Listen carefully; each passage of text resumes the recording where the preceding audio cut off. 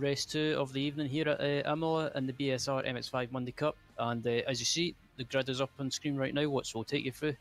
Pole position goes to Andy Maxwell, second is John Moore, third place is Dale Benison, fourth place is Simon Wotton, alongside him is James Eaglestone, sixth place is Dan Blake, but he'll be starting from the pits since he's a pro driver.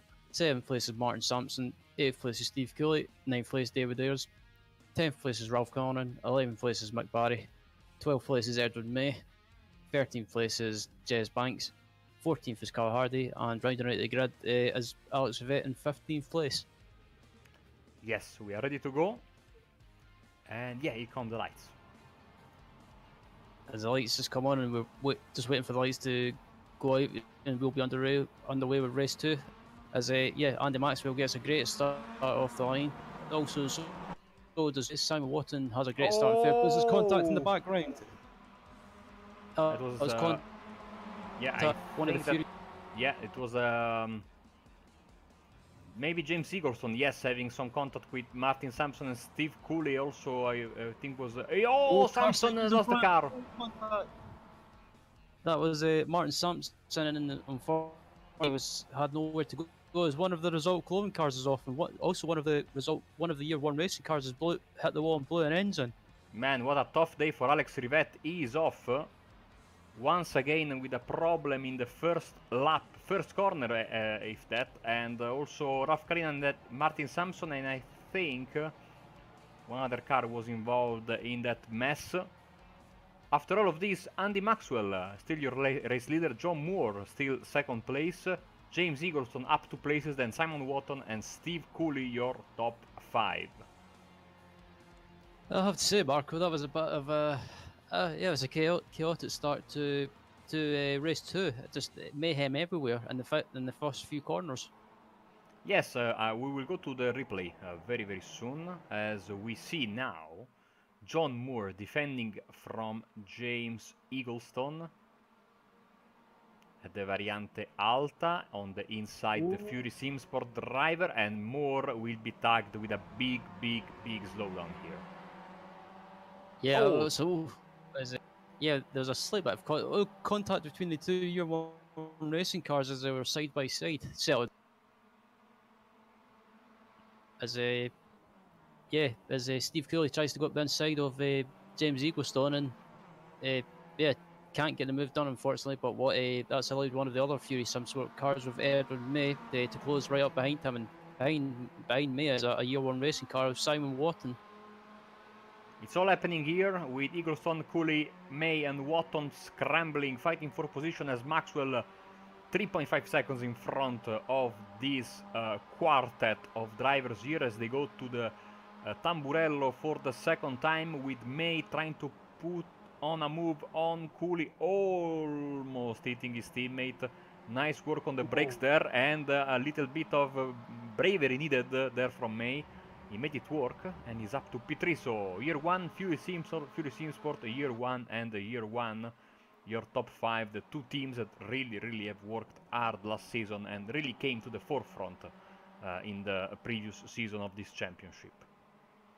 Yeah, absolutely. Both teams have done a good job. They done a good job from towards the end of last season, and also they've carried that momentum into the new season, and both teams have been doing a good job so far, and they're doing well in the championship.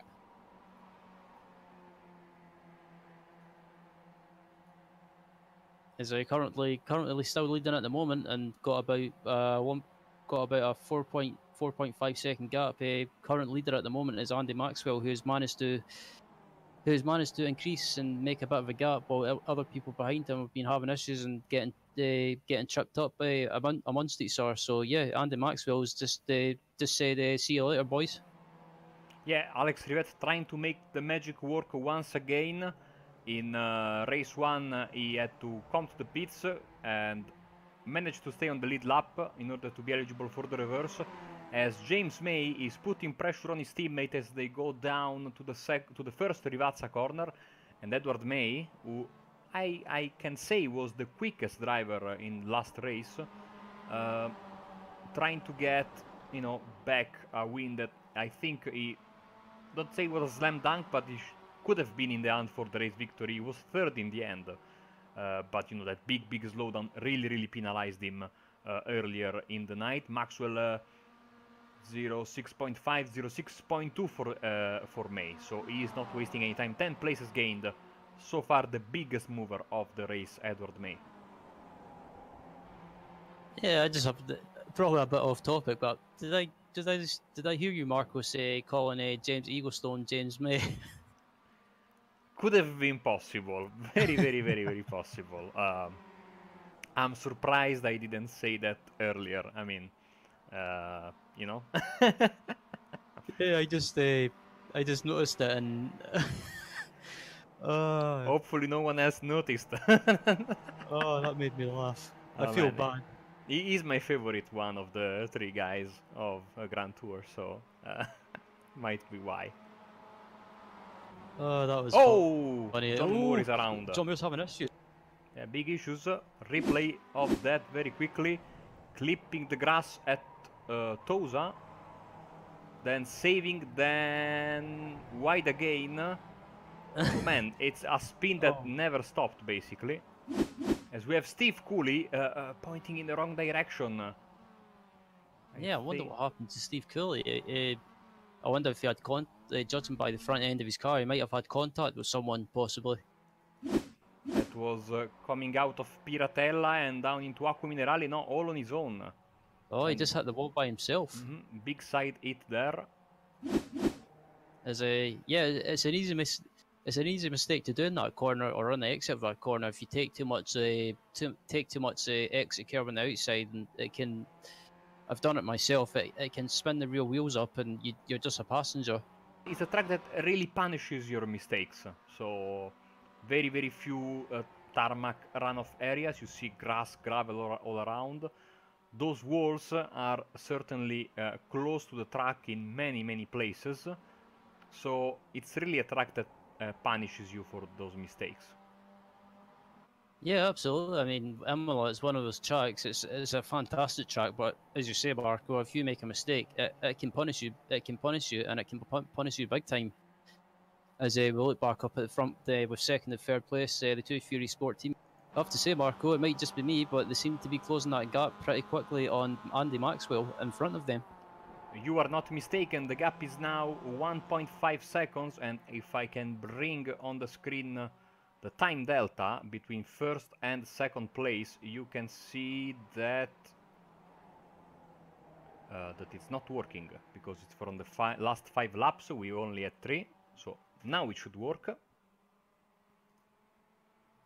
Let's try this again. Still not working. Fantastic. So, but you can see it quite clearly. Here comes the duo, the taco train, very small taco train tonight, as Andy Maxwell really got a bad exit out of Variant. Hello everyone, and welcome back to ApexRacing TV and also the middle of race 2. Yeah, apologies if we were offline for some reason. It seems that we were having a bit of technical difficulties with the streaming software that we use. So yeah, many apologies to anyone that's watching. And yeah, but we're back live now and back into the middle of race 2. But yeah, a few moments ago there was issues with the leader, as you can see in the replay, and yeah, it looks like Edward May and Andy Maxwell had a bit of a coming together, battling for the lead, and that's allowed James Eaglestone for Fury Simsport into the lead, and also, yeah, just managed to pick up the pieces while his teammate and Andy Maxwell got caught up, Marco, which is unfortunate. Yes, very sad that we missed that event, so I'm sorry. Hopefully the replay makes up for that. And that, you know, also because of it may rid us of a nice battle for the race win, even though Andy Maxwell only 1.5 seconds back from James Eaglestone. Mick Barry now is in third, then we have Jess Banks and Edward May. David Ayres, Ralph Collinan, Carl Hardy, Dan Blake, the pro driver, and Simon Watton. This is your top 10, as we are already, I don't believe I'm saying this, in the 11th minute of this race, so flying by this race too as well. Once again, the drivers greeted by some nice overcast weather, which really helps a lot with you know, more grip, less tire wear. And let's see how. Let's see once again what happened there in that crash that we had between the two leaders at the time. Yeah, so it looks like Edward May had a good run in the exit of turn 1, and it was I'm not sure. I'm not sure, Marco. What would you say? Do you think Maxwell could have left some room, or did Edward May stick his car in a gap that was just becoming smaller and smaller? I hate to say this, but I think it was a 50-50 kind of crash, you know. Both drivers, I think, have their responsibility there. In the end, you know, they both had to pay the price. I mean, Maxwell is still there in second place, as Mick Barry went very wide coming out of Acque Minerali, so maybe we'll get a slowdown. Edward May trying to pull a move on Jazz Banks, so despite that big off, his car has got some scratches here and there, but it seems to be still working. And Edward May, once again, I have to add, in a position to fight for the race win and having issues along the way, and now back, you know, trying to at least get back on the podium, and the podium is 1.9 seconds in front of him, right there on the 675 car. Mick Barry is the guy that May is trying to get to, as James Eaglestone starts a new lap, and I think once again we will have this lap and one more, because we are very, very close with the clock, like it was in race 1. Andy Maxwell gets his fastest lap of the race, 2:06.0, but still slower than James Eaglestone, 2:05.9. Mick Barry also getting his personal best in. Edward May lapping fastest of them all. Oh, sorry, no. Ralph Cullinan is the fastest on the track right now, 2:05.8. Absolutely. As yeah, we're just looking at our leader, James Eaglestone, at the moment, but looking in the background, Marco, Andy Maxwell, he's starting to close that gap slightly on the James Eaglestone, and I think we could be on for another battle for the win that goes right down to the last lap.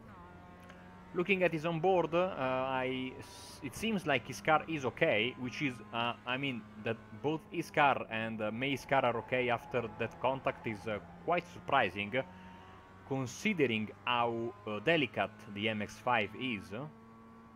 So good for both of them that their car seems to be holding up. Now after that, Maxwell seemed to add, maybe, you know, it's tough to find your concentration once again after a big scare like that. He lost a bit on Eaglestone after the crash, but now seems to be back pushing. Of course, you will need to be perfect, because 1.6 seconds is not a gap that you can close quickly in one lap, so he needs some help, I think, from Eaglestone there at the front of the pack. Also, Edward May is closing in on Mick Barry, 0.8 of a second, and let's see, I'm 100% sure that we will have one more lap. Absolutely. As yeah, first and second come round the final corner to come across the start finish line and start the final lap of the race. Looking at the gap at the moment between Eaglestone and Maxwell, I think if all Eaglestone has to do is just keep it on track and hit every corner and just get to the finish, and he should, if hopefully I don't jinx him, he should have the win in race 2 in the bag, possibly. May really pushing hard, half a second away from Mick Barry, who made a little bit of a mistake coming out of the Rivazza corner. 1.4 seconds the gap at the front of the field, as we have a very, very excited dog for the end of this second race. Really, I think you know, punctuating the action even more, and really conveying the drama, I imagine, of this second race of the day. Seems like Mick Barry is in for a tough fight against Edward May. Yeah, absolutely. As Edward May tries to make a move up the inside of Mick Barry, but Mick Barry shuts the door on him, and yeah, I think if Edward May gets a chance of going for the move, he'll try and go for it. But yeah, I have to say, Marco, Barry's wide. Barry's wide. Not what you need if you need, you know, every tenth of a second matters in this final lap. May sideways getting into Acque Minerali. He has a great exit here. I think he can go for a move into the Rivazza corner. He will throw the car there, I imagine, and we might see a last lap overtake from May to get the final podium position. Absolutely. Oh no, I jinxed him. May's around. Terrible on my part. Edward May is around and is losing several places. He should rejoin in front of Dan Blake. No, Dan Blake goes past him. And so we turn our attention, Ryan, to James Eaglestone. Yep, James Eaglestone comes around the final corner and onto the home straight.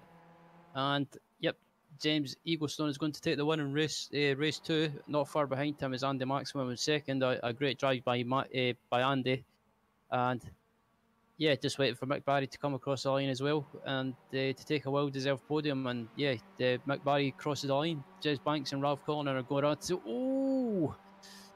Who took fourth place? That was Jez Banks, just taking fourth place at the line from Ralph Cullinan in fifth place.